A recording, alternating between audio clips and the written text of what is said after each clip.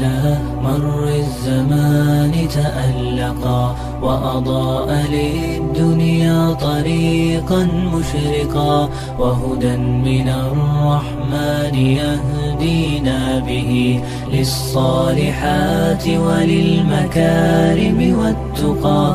نور على مر الزمان تألقا وأضاء للدنيا طريقا مشرقا، وهدى من الرحمن يهدينا به للصالحات وللمكارم والتقى.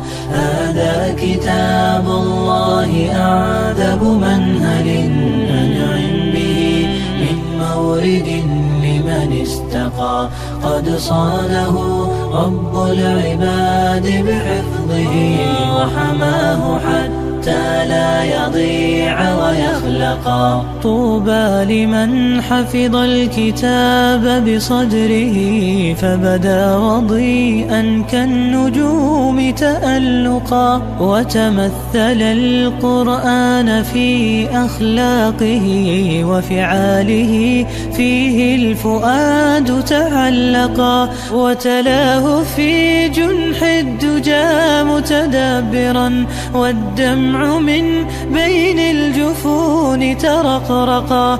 هذه صفات الحافظين كتابه حقا، فكن بصفاتهم متخلقا. يا حافظ القرآن رتل آيه، فالكل أنصت للتلاوة مطرقا. يا حافظ القرآن لست بحافظ حتى تكون لما حفظت مطبقا. ماذا يفيدك أن تسمى حافظا وكتاب ربك في الفؤاد تمزقا؟